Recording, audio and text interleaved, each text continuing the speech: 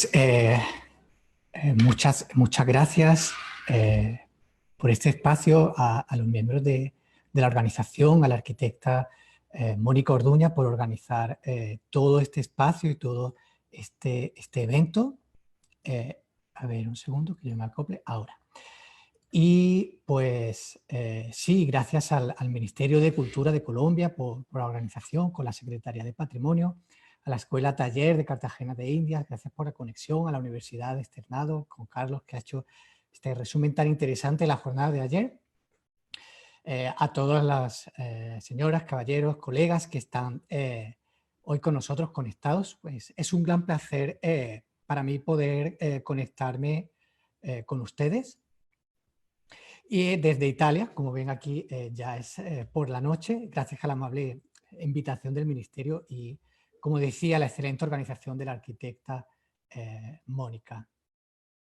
Con ella conversaba en algún momento sobre cómo esta invitación ha llegado en un momento muy preciso en el tiempo, porque se cumplen justo 10 años desde que tuve mi primer contacto con Colombia, que fue precisamente a través de Cartagena de Indias.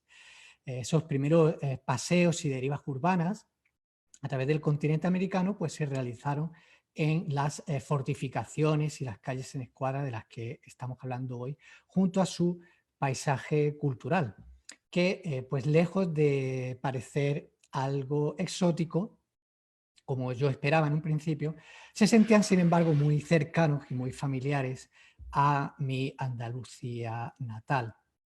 Además, después de eso estuve viviendo durante varios años en Colombia y allí se realizó otra investigación que conecta diferentes paisajes culturales, que se tituló Granada Desgranada y que se publicó por Ediciones Uniandes y que justo anoche recibió una mención en la 27 Bienal Colombiana de Arquitectura y Urbanismo.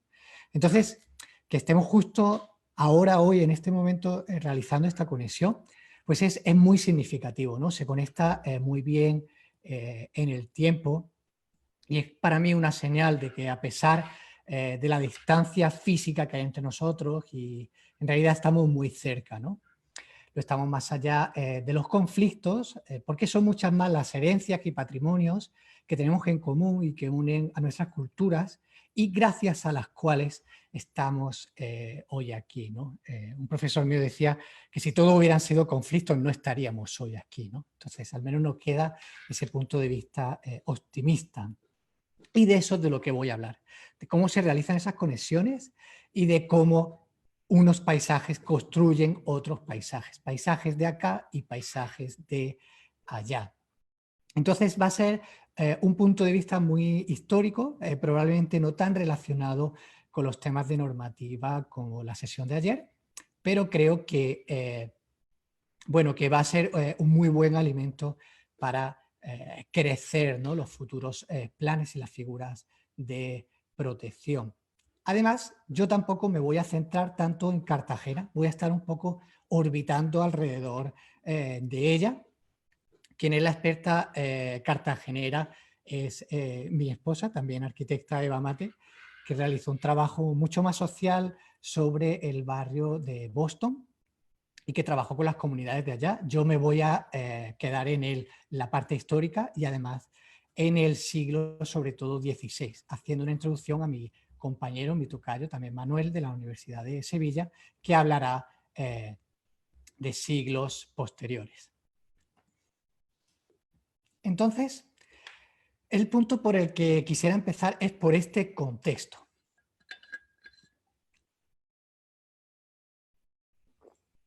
Esta es una de las primeras, uno de los primeros mapamundis, uno de los primeros atlas globales, el atlas de Monturbano de 1587, que recientemente una serie de investigadores han creado unos archivos para poder proyectarlos sobre la interfaz de Google Earth y donde vemos que a partir de esa conexión que se produce a finales del siglo XV entre estos dos cuerpos, entre estos dos continentes y esa tierra que en la península ibérica no se la va a conocer como América hasta muy avanzado el siglo XVI. Ese es el contexto en el que estamos. Ese es el punto en el que empieza la globalización en la que seguimos inmersos y de la cual es prueba la pandemia global que estamos viviendo en este momento. Y como dice mi maestro Manuel Lucena, este es el sol que nos ilumina. Es un sol que a unos les agrada más, que a otros les agrada menos, que debemos interpretar, que debemos criticar, pero está ahí todas las mañanas. No podemos negarlo. Y ese sol, esa conexión global, empieza a generar unas interpretaciones de los territorios que son las que nos interesan hoy en día, ¿no? Este mapa, que además pues, está hecho por un italiano, ¿no? Está hecho desde Milán, en el contexto siempre imperial hispano, pero qué interesante, ¿no? Cómo coloca él aquí Cartagena, ¿no? En vez de Cartagena. Dice por aquí, qui sono vacche che hanno le orecchie grandi e hanno un granio como el elefante, ¿no? Hay vacas que tienen las orejas grandes y un hocico como los elegantes, ¿no? Elefantes, por supuesto, con un dibujo, una geografía que nos resulta muy extraña, ¿no? Porque no se adapta a los ideales geográficos que manejamos hoy en día. Entonces, en este contexto, el trabajo que yo hago es de historia global de las ciudades. Pero, como ya se habló la semana pasada, la sesión pasada, la historia global de las ciudades no se puede entender sin la historia global de sus paisajes, porque la ciudad, como ente construido, es parte de ese sistema de paisajes materiales, de paisajes inmateriales, de paisajes culturales, de manifestaciones de distintos tipos. Pero es que además la ciudad en sí misma no es solo la urbs, no es solo esa ciudad que se puede tocar y que se puede ver, ¿no? Existe también una dimensión de la ciudad que no se puede tocar, pero se puede ver. Son manifestaciones culturales, son acciones, son rituales. Hay también una ciudad que no se puede tocar y que no se puede ver, que también existe en esta cultura y en esta historia urbana. Entonces, como decía, vamos a hablar de los paisajes que construyen paisajes y vamos a intentar buscar dónde están esas raíces de esas ciudades que se construyen, que los españoles construyen y fundan en América. Cuando consultamos cualquier manual de historia urbana global, pues de los más leídos a nivel internacional y no solo en el mundo hispanoparlante, este es uno de ellos, este es el Morris, en su edición de 1994, que se sigue consultando y sigue súper presente en las escuelas de arquitectura y de historia hoy en día. Acá, algo que se dice y que les sonará porque en América Latina les han dado tratamientos similares, dice que efectivamente existe una ciudad medieval española de nueva planta, de Grilla, y dice esto tan interesante, ¿no? Dice, mientras que estas ciudades son importantes por sí mismas, como variaciones pues, del tópico de la ciudad medieval española, en realidad su principal importancia es que tienen una importancia determinante, una influencia determinante en las políticas de fundación colonial. Es decir, no se las estudia por sí mismas, se las considera solamente porque luego generaron un impacto. De manera que los estudios que se concentran en estas ciudades específicas quedan a nivel local. Tienen a menudo muy poco influencia sobre esta historiografía global. Y cuando la tienen, lo hacen a través del muy manido ya ejemplo de Santa Fe de Granada. Santa Fe de Granada, como muchos ya sabrán, es esa ciudad en retícula que se funda sobre el campamento de los Reyes Católicos en 1492, el campamento que se ha utilizado durante el asedio de Granada, que en ese momento era una ciudad nazarí, una ciudad hispano-islámica, y que se conquista en 1492 y la ciudad se refunda, ¿no? Como esa Santa Fe, una ciudad simbólica, una Santa Fe frente a una supuesta fe falsa, frente a la cual los reyes se están enfrentando.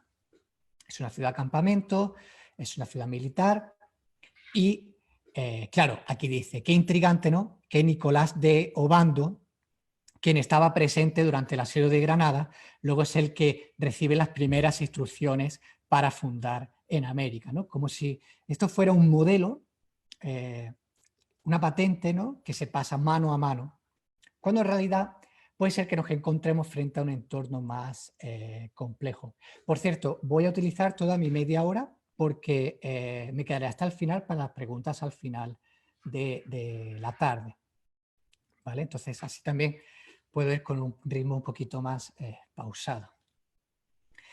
Entonces, historiadores urbanos colombianos como Jaime Salcedo, muy conocido, publicado desde la Universidad Javeriana, él diferencia entre diferentes tipos de ciudad colonial. Ciudades coloniales fortificadas, que se encontrarían sobre todo en el Caribe y que se relacionarían más directamente con ese modelo de Santa Fe de Granada o con este otro que es Carlentino, está en Sicilia, una ciudad muy interesante porque está al lado de una ciudad anterior llamada Lentino. Esta es la Carlentino, la Lentino de Carlo V, ya fundada en el siglo XVI y con un esquema de grilla y con esas fortificaciones modernas. Y según Salcedo, habría otro modelo generado sobre todo a partir de los años 30 del siglo XVI, sobre todo a lo largo de la cordillera de los Andes, y que es una ciudad colonial ya con una retícula más rigurosa, más regular, ¿no?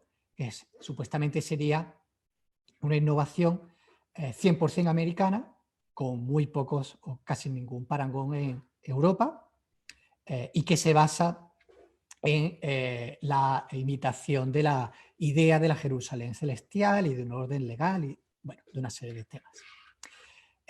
Como siempre hay excepciones, y yo vengo a hablar de esas excepciones, como por ejemplo la ciudad de Mancha Real, justo en la antigua frontera entre Granada y Castilla. Y lo que vengo un poco a contar es que esos paisajes que construyen paisajes no es solo un proceso de ida, no es un modelo que se genera, que se patenta en Europa y se trae a América, y tampoco es del todo algo que aparece solo en América. Es algo más complejo, es algo más global y hay un movimiento de ida y vuelta porque hay agentes que están yendo y que están viniendo. Hay una comunicación constante. Lo cual es una idea que complica todo, hace todos los estudios mucho más complicados y hace mucho más difícil realizar afirmaciones tajantes sobre cómo son las cosas, pero hay que entender que es que, por ejemplo, en Cartagena pues también es así, ¿no? Este mapa, este plano dibujado por el ingeniero militar Battista Antonelli, y de este tipo de representaciones nos hablará después mucho más en detalle Manuel Gámez, pero es uno de los más difundidos, ¿no?, de ese proyecto para las fortificaciones de Cartagena. Existe también este otro plano que el Archivo General de Indias en su ficha lo coloca en el año 1600, aunque yo tengo mis dudas por su relación con este anterior, en el cual Antonelli, al cual se le atribuye, plantea su proyecto de fortificaciones. Y si se fijan, esta partecita del papel es como una solapa que cuando se abre, ¡ting!, aquí está la fortificación, colocada directamente sobre la ciudad y sin tener en cuenta su interior, ¿no?, lo cual es típico en las representaciones de los ingenieros militares. Entonces, existe una dualidad. Hay un momento en el que era ciudad no fortificada, ciudad en retícula, ciudad más parecida a esas que Salcedo diría que surgirían después, y ciudad fortificada al mismo tiempo, ¿no? Como siempre, la respuesta es más compleja, más difícil de contestar. Entonces vamos a hablar de estos dos otros paisajes en el sur de España, uno fortificado, el de Santa Fe, y otro no fortificado, el de Mancha Real. Lo primero es que esta idea de que Santa Fe se funda sobre el campamento de los Reyes Católicos es cierta, pero sobre uno de los campamentos. ¿Sí? Sí. Es sobre el real en el que se ubican las tiendas de los altos mandos y las de los propios Reyes Católicos, porque la parte principal de su ejército está en un campamento mucho más amplio, que se le conoce como el Real de la Vega y no el Real de Santa Fe, y el cual no se conserva. Es decir, que el Real de Santa Fe es un campamento militar, pero no es cualquier campamento militar, es que el campamento de los reyes, ¿no? Del ejército castellano, pero comandado en este caso por el rey Fernando de Aragón. Y es un campamento muy conocido, además de por su huella urbana, que es evidente hoy en día y ahora la veremos, también porque fue representada casi al mismo tiempo en muchos lugares, ¿no? Por ejemplo, en el coro bajo de la Catedral de Toledo, que tiene una serie de escenas talladas en madera por Rodrigo Alemany y que son de apenas unos años después del final de este conflicto. Y aquí podemos ver el Real de Santa Fe representado. Esta representación, estudiada por los profesores Luis José García Pulido y Antonio Orihuela, nos habla de un sistema de fortificaciones muy extraño, porque combina elementos medievales, estos muros altos con estas torres de planta cuadrada, con esta otra cosa tan extraña en el siglo XV, pero tan habitual a finales del XVI, que es lo que conocemos como bastión y que ustedes en Cartagena conocen perfectamente porque lo viven en su día a día. Este bastión en forma de D, que se separa por un puente y se ubica frente al campamento para colocar baterías de cañones, muy utilizadas por el ejército castellano durante la Guerra de Granada. Aquí lo podemos ver en planta, una representación hipotética, por supuesto, con esos bastiones en D diseñados por el ingeniero militar Ramiro López. Un tipo además muy interesante, porque aunque él está diseñando estos bastiones para el ejército castellano, él es aragonés, está al servicio del rey Fernando de Aragón y es de una tradición que no es exactamente la misma que la castellana, aunque las dos se las pueda considerar en el ámbito español. Entonces hay ahí ciertos matices que merece la pena señalar. Esta es otra representación hipotética de estos bastiones en D que podríamos considerar los tatarabuelos de los bastiones de Cartagena de Indias, ¿no? Paisajes que construyen paisajes. Hoy en día estos bastiones no se conservan porque Santa Fe se convierte en una fundación simbólica, ¿sí? Que tiene puertas, que tiene límites, que tiene vías principales y plazas centrales, pero cuyos límites están fortificados no en la forma militar, sino en una forma que tiene mucho más que ver con la ideología y que tiene más que ver con la religión. Por ejemplo, esta es una de las puertas más importantes de Santa Fe, la puerta de Granada, la que mira hacia Granada. Y como ven, no es una puerta fortificada, sino que es una capilla. Esto que hay aquí arriba es una capilla, ¿sí? Con una cúpula, y para pasar a la ciudad yo debo de pasar por debajo de esa capilla dedicada a la fe católica. Es decir, tengo que pasar por debajo, tengo que reconocer que yo soy inferior y que la fe está por encima de mí, la santa fe, ¿sí? Entonces, es una transformación muy interesante que va de lo militar a lo simbólico, ¿no? Y a lo religioso. Cada una de las 4 puertas tiene cada una su capilla y cada una de las 4 puertas se la nombra según otra ciudad de Castilla con la cual está conectando, ¿no? La puerta de Sevilla, la puerta de Jaén, la puerta de Loja y ahora que es conquistada con la puerta de Granada también.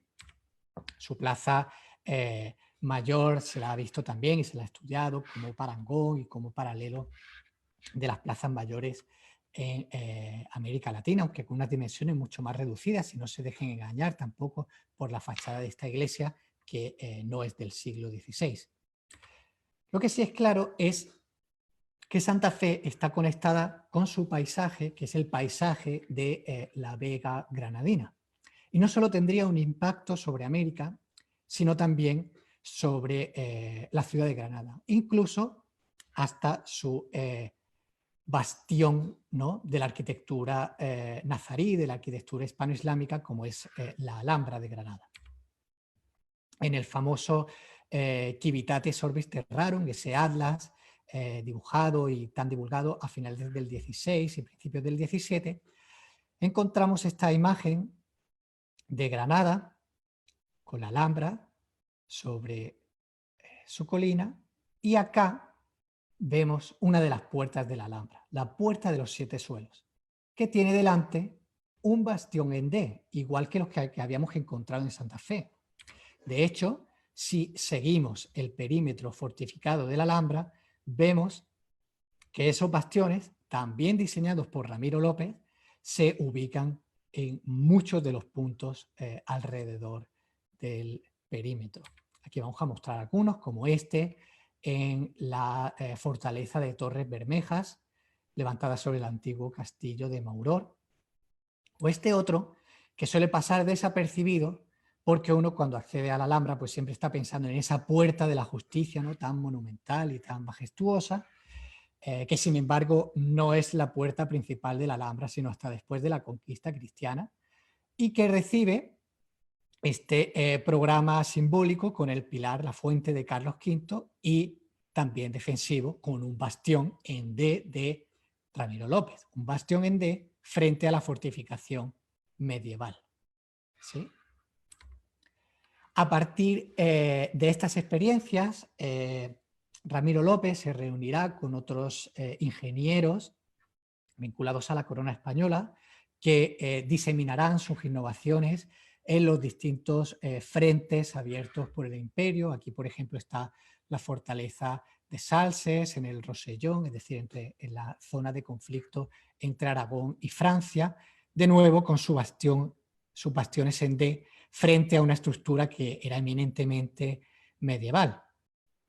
Esto llevará hasta las escuelas de ingenieros militares, de las que nos hablará probablemente Manuel Gámez, y eventualmente a las fortificaciones de Cartagena.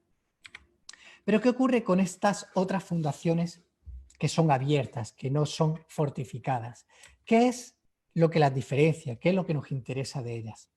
Pues bueno, voy a pasar rápido, pero voy a hablar de un ejemplo que se encuentra en una zona de frontera entre el Reino de Granada, recién conquistado, y la antigua frontera con Castilla, la ciudad de Jaén. Esa zona intermedia se la conoce como la Sierra Sur de Jaén. Como pueden ver en este mapa, tiene una serie de puntos alrededor, pero en el interior parece como que está vacío. Es una zona abrupta, es una zona de montaña que funcionaba como una suerte de tierra de nadie, totalmente rodeada de fortificaciones medievales. De hecho, es considerada una de las zonas con más estructuras fortificadas del mundo, como por ejemplo la de Alcalá la Real o la fortaleza de Alcaudete que estamos viendo aquí. ¿Qué ocurre? Que tras la conquista de Granada, este lugar pues es muy goloso porque es una tierra que está, entre comillas, vacía. ¿Sí? No es una antigua ciudad islámica para repoblar, sino que es una tierra, repito, entre comillas, en blanco, que Castilla puede utilizar para fundar y para repartir de una manera parecida como la estaba haciendo en América. Se emite una orden para fundar firmada por Juana I en 1508 y, como siempre, surge el conflicto. Pero ahora no es un conflicto armado, es un conflicto legal, un conflicto entre los nuevos pobladores, que son sobre todo agricultores del entorno de Jaén y de las otras regiones de Andalucía, y las élites jienenses, dueñas de ganado, que están utilizando la Sierra Sur para el pasto de sus animales y que no quieren que unos granjeros, pues sin un duro, vengan acá a ocuparles su territorio. Y esta batalla legal sigue su curso hasta casi 30 años después. Tiene que llegar Carlos I a emitir, a ordenar una serie de visitas y a finalmente emitir una orden ejecutoria para que estas ciudades se funden. Entonces aquí estamos viendo que la fundación de la ciudad, por lo menos aquí, parece no estar tan relacionada con las armas, sino sobre todo con la ley. Encontramos que además las 4 ciudades tienen una ubicación totalmente estratégica, ¿sí? Voy a sacar el lápiz, entonces aquí ya estamos perdidos, pero son dos de ellas, Valdepeñas de Jaén y Los Villares, en el interior de la Sierra Sur, y Campillo de Arenas y Mancha Real a la entrada y la salida de este valle que se ubica entre la zona de Sierra Sur y la que se conoce como Sierra Mágina. Estos dos enclaves más agrícolas, estos dos en el interior, funcionan más para abrir nuevas vías de comunicación a través de la sierra. Y de hecho eso se ve en su forma urbana también, porque mientras que Mancha Real y Campillo de Arenas tienen una forma urbana muy regular, Los Villares y Valdepeñas pues acusan más el impacto de la geografía y la orografía mucho más escarpada. Aquí vemos el interior de esa Sierra Sur de Jaén con Valdepeñas, esta foto tan bonita que a mí me gusta tanto, totalmente rodeada de olivos. Pero no nos engañemos, este paisaje de olivos no estaba aquí antes del siglo XVI. Es un paisaje generado muy a propósito después de la conquista para activar la economía de esta zona y ponerla en uso a los intereses, a favor de los intereses de la corona. Todo este conflicto de si se funda la ciudad o no se funda, se soluciona, como estaba diciendo, por lo legal. Se envía un juez, llamado juez de repartimiento, es decir, especializado, dedicado al reparto de tierras, a la fundación de ciudades. Se envía además desde la Real Chancillería de Valladolid. En ese momento en España hay como dos instituciones de la mayor jerarquía a nivel de jurisprudencia, que es la Real Chancillería de Valladolid y la de Granada. La de Granada está muy cerca. Las élites de Jaén tienen intereses cruzados con ellos y de eso es de lo que se están quejando los pobladores. Y cuando escriben a la corona, lo que hace la corona es enviarles un juez que venga de Valladolid, que venga de lejos, que no tenga, como se dice hoy en día, conflicto de intereses, ¿no? Estos libros, que son de 1539, se conservan los 4. Se conserva uno para cada una de las 4 fundaciones y están los 4 escritos a cargo del mismo juez, Juan de Rivadeneira, y escritos por los mismos escribas, por los mismos notarios. Es decir, que contamos con 4 procesos de fundación que son totalmente paralelos, tanto en los agentes como en el tiempo. Esos libros, se sabe, porque los libros lo mencionan, que estaban asociados a planos de repartimiento. Los planos los dibuja un tracista que es tallista de profesión, con experiencia en las obras de la Catedral de Granada y de Jaén, llamado Juan de Reolid, al cual no se le conoce experiencia urbana anterior y al que se le ordena que, según una serie de medidas estándar y una serie de normas, dibuje ese plano con calles rectilíneas, con esa plaza central y con todos estos elementos que nos resultan tan familiares de las leyes que luego se recopilan en las leyes de Indias, pero que todas las que están instauradas por Carlos I ya están funcionando en este momento. Y con esta imagen tan interesante, que asociaríamos en un primer vistazo, por supuesto, a América Latina. Como decía, los planos originales no se conservan.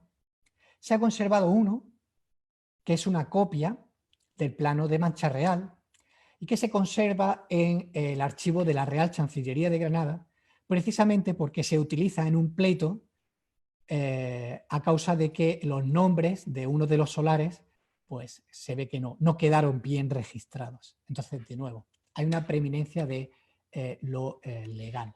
Este es el documento, como ya saben, con todos esos nombres aquí escritos, con también los espacios para los servicios, ¿no?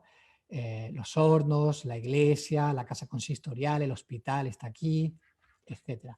Yo a lo que me dedico es a estudiar y a redibujar estas planimetrías para intentar reconstruir las otras 3 que nos faltan y encontrando paralelos en las arquitecturas de estas ciudades, sobre las cuales no voy a entrar hoy. Además, existen otra serie de documentos legales, porque es que la fundación, como decía antes, no es solo la de la ciudad que podemos tocar, es también la de una ciudad que no podemos tocar y que no podemos ver y que está en estos documentos, que está en estos procesos. Porque, por ejemplo, cuando ya Felipe II inicia su política en la cual se venden privilegios de villas realengas, es decir, de villas que dejan de depender de un centro de jurisdicción regional y que se convierten en independientes y solo ligadas a la corona a nivel jurídico, pues algunas de las primeras poblaciones que compran estos privilegios pues son las de la Sierra Sur de Jaén. Por ejemplo, con este privilegio de Valdepeñas, que luego queda confirmado con una ejecutoria en 1579. Las dos iluminadas con figuras relacionadas con la Reconquista, con este mito del santo Santiago, que es el mismo Santiago de Compostela, que durante la Reconquista lo convierten en Santiago Matamoros, es decir, una referencia hacia la guerra y hacia las armas, cuando en el fondo este es un proceso eminentemente legal. ¿Cómo es un proceso eminentemente legal la fundación de Bogotá? La fundación de Bogotá, a cargo de Gonzalo Jiménez de Quesada, al que tanto se le ha acusado en la historiografía de no saber fundar, por no tener experiencia militar, pero que sin embargo Gonzalo Jiménez de Quesada, además de ser granadino, es formado en leyes en la Universidad de Salamanca, hijo de juez que trabaja en la Real Chancillería de Granada y formado entre los años 20 y principios de los 30 del siglo XVI, durante los cuales están apareciendo todas estas leyes para la población en América que se recopilarían más tarde las leyes de Indias y al mismo tiempo que está produciéndose todo este proceso de población en Sierra Sur. Es decir, es una persona que no podía haber ignorado los procesos de los que estamos hablando. De hecho, no solo la Real Chancillería es una institución importante y que debemos considerar, sino que es que, como también saben, Gonzalo Jiménez de Quesada regresa a España muy poco después de fundar Bogotá en 1539, porque él quiere reclamar sus privilegios por haber fundado y no lo consigue en un primer momento y permanece en España hasta final de la década. Y podemos encontrar, por ejemplo, este documento que es del libro de minutas de la Universidad de Granada, en el cual, en un acto de doctoramiento en leyes de 1542, encontramos como uno de los personajes ilustres que acuden a la ceremonia al licenciado Gonzalo Jiménez, que podríamos discutir todavía si es Jiménez de Quesada de Bogotá o es su padre. Ahí tenemos que seguir llegando al detalle, pero no podemos ignorar la íntima relación que este agente de leyes tiene con las instituciones. Claro, qué interesante sería tener planos y actas de repartimiento como estas de las ciudades americanas, porque sí, tenemos muchas representaciones, pero no todas están ligadas a este tipo de documentos legales. Y las que sí lo están, muchas veces se las ha interpretado desligadas de esas actas fundacionales. Probablemente el plano de repartimiento más conocido en la historiografía es el de Mendoza, en su momento dependiente de Chile, hoy en día parte de Argentina, y que se conserva en el Archivo General de Indias junto a su acta de fundación. Hay diferentes versiones también de esas actas y de esos testimonios. Pero, claro, es sintomático que en la historiografía se la ha interpretado muchas veces como un plano totalmente separado, como si fuera una de las representaciones que hacen los cartógrafos o que hacen los ingenieros militares, cuando en realidad es un documento legal. Hay que entenderlo como parte o sea, hay que entender esta fuente dentro de su naturaleza. Interesante porque interesa mucho lo legal en esta fundación porque es también una fundación de frontera, ¿no? Un avance que se está realizando desde Santiago hacia la provincia de Cuyo, ya cruzando la cordillera de los Andes, hacia el otro lado. En Colombia, probablemente el plano de repartimiento más antiguo que nos queda es el de Villa de Leyva, que se conserva en el Archivo Histórico Regional de Boyacá y que es también unas décadas anterior al de Mancha Real, ya estoy terminando, y que se conserva junto a su acta fundacional. Entonces, qué interesante si en un momento dado pudiéramos triangular estas fuentes, ¿no?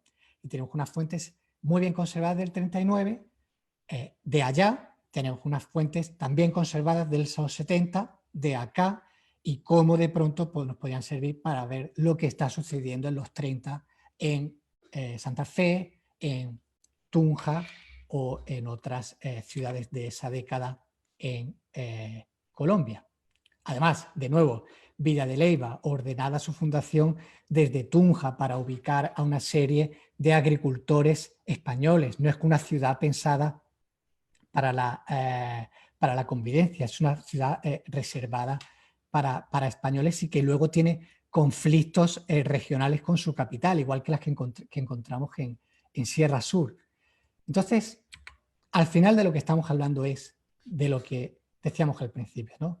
De paisajes que construyen paisajes, paisajes que se están influyendo entre sí, paisajes que no son modelo unos de otros, ni a la ida ni a la vuelta, sino que están configurando una red compleja que nos interesa explorar y que nos interesa a la hora de hacer política, porque nos lleva a un contexto global, ¿no? A entender que lo que se haga hoy en día con el Plan Especial para la Protección del Paisaje Cultural en Cartagena es algo que está influenciando también a toda esta otra red de ciudades que está relacionada con ella.